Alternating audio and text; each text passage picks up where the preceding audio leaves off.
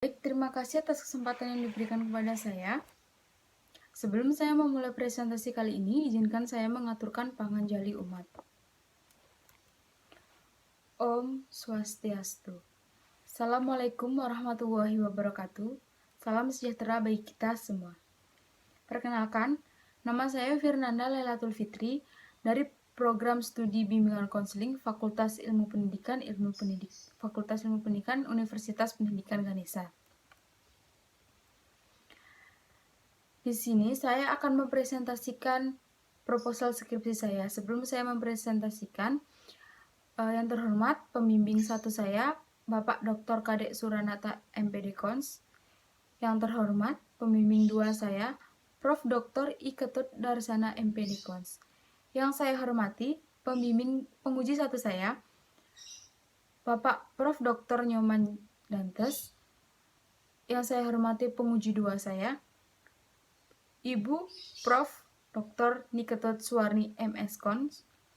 Yang saya hormati penguji tiga saya, Bapak Dr. Kadek Suranata MPD Kons. Yang saya hormati penguji empat saya, Prof. Dr. I. Ketut Darsana MPD Kons. Di sini, proposal penelitian saya berjudul Efektivitas Konseling Kognitif Behavior Therapy dengan teknik restrukturisasi kognitif untuk meningkatkan self-introspection siswa di kelas 8 di SMP Negeri 3 Singaraja. Pendahuluan, latar belakang. Dari hasil observasi, wawancara, dan buku harian menunjukkan bahwa siswa menunjukkan gejala-gejala tidak mampu menganalisis motif dan perasaan orang lain, siswa kurang mampu untuk mengamati orang lain, dan siswa kurang mampu untuk mengerti bagaimana masalah yang dirasakan oleh orang lain. Dari hasil observasi, gejala-gejala tersebut diidentifikasikan ke dalam self-introspection atau empati.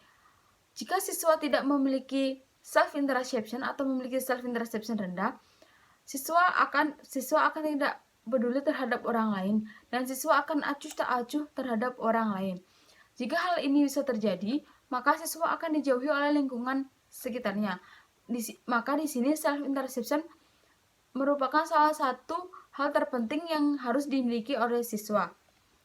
Upaya untuk meningkatkan self-introspection adalah dengan teori konseling kognitif behavior therapy dengan teknik restrukturisasi kognitif untuk meningkatkan self-introspection.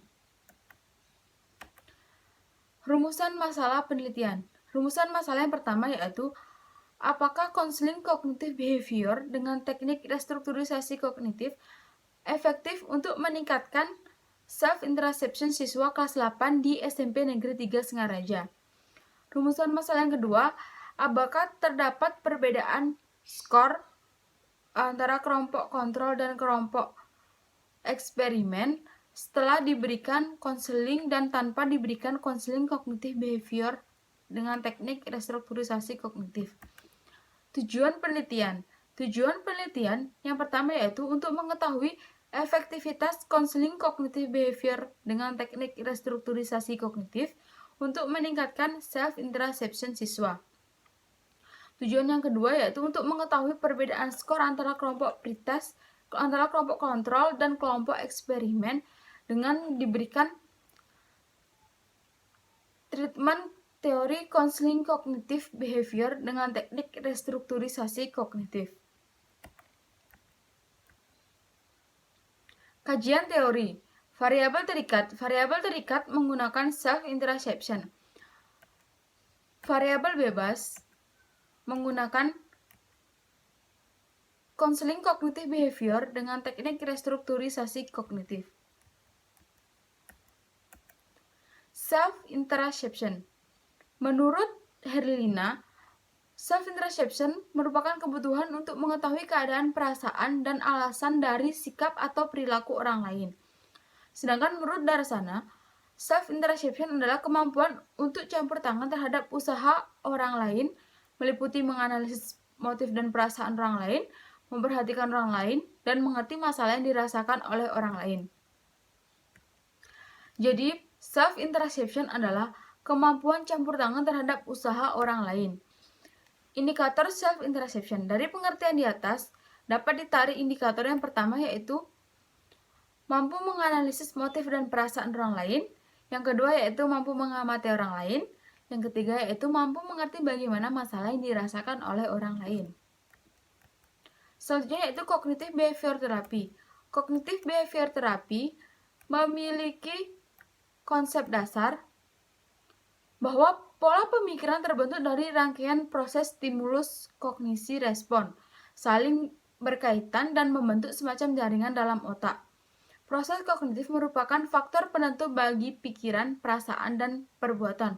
Dengan mengubah status pikiran dan perasaan, diharapkan konseli dapat berubah melalui perilakunya dari yang negatif menjadi yang positif. Kemudian teknik restrukturisasi kognitif. Teknik restrukturisasi kognitif adalah proses mengidentifikasi dan mengevaluasi kognisi seseorang, memahami dampak perilaku negatif dari pikiran tertentu, dan belajar untuk mengganti kognisi ini dengan pikiran yang lebih realistis, sesuai, dan adaptif. Menurut Darsana, restrukturisasi pikiran adalah salah satu strategi modifikasi pikiran yang digunakan untuk menata pikiran yang negatif ke situasi yang dihadapi oleh konseli. Tujuan teknik restrukturisasi kognitif. Menurut Darsana, menyatakan tujuan utama penggunaan teknik tersebut adalah agar konseli menyadari faktor-faktor yang menyebabkan pikiran terganggu. Dengan demikian, konseli diharapkan dapat menemukan faktor-faktornya dan mengubah serta melawannya. Langkah-langkah teori kognitif behavior dengan teknik restrukturisasi kognitif. Yang pertama, asesmen dan diagnosa. Yang kedua, identifikasi pikiran konseli dalam situasi problem. Yang ketiga, pengenalan dan latihan coping talk. Yang keempat, pindahan dari pikiran negatif ke coping talk. Yang kelima, pengenalan dan latihan penguatan positif. Yang keenam, tugas rumah dan tindak lanjut. Selanjutnya, kerangka berpikir. Kerangka berpikir self-interception rendah mengakibatkan siswa tidak memiliki rasa empati yang berakibat siswa dijauhi oleh lingkungan sosialnya. Kemudian dilakukan treatment counseling cognitive behavior dengan teknik restrukturisasi kognitif agar dapat meningkatkan self-interception siswa. Tempat penelitian yaitu SMP Negeri 3 Singaraja. Rancangan penelitian atau desain penelitian yaitu pretest post-test control group design, di mana kelas eksperimen dan kelas kontrol sama-sama diberikan kuesioner pretest dan post-test, namun yang membedakan adalah pada kelas eksperimen diberikan treatment counseling cognitive behavior dengan teknik restrukturisasi kognitif. Populasi penelitian menggunakan kelas 8 di SMP Negeri 3 Singaraja, sedangkan sampel penelitian menggunakan kelas 8 K dan kelas 8F di SMP Negeri 3 Singaraja. Teknik pengambilan sampel menggunakan purposive random sampling. Variabel terikat atau dependent variable yaitu self-interception, variabel bebas atau independent variable yaitu counseling cognitive behavior dengan teknik restrukturisasi kognitif. Prosedur penelitian. Yang pertama, persiapan penelitian. Persiapan penelitian yaitu menyusun kuesioner, kemudian meminta izin kepada pihak sekolah, kemudian pelaksanaan penelitian. Pelaksanaan penelitian merupakan pelaksanaan pengambilan data termasuk pelaksanaan treatment counseling cognitive behavior dengan teknik restrukturisasi kognitif. Yang terakhir yaitu akhir penelitian. Akhir penelitian merupakan pengolahan data dan mengambil kesimpulan. Kriteria penilaian. Kriteria penilaian menggunakan kriteria penilaian acuan kriteria, di mana sudah tertera kriteria penilaian acuan kriteria 120-150 sangat tinggi, 90-120 tinggi, 60-90 sedang, 30-60 rendah, 0-30 rendah sekali.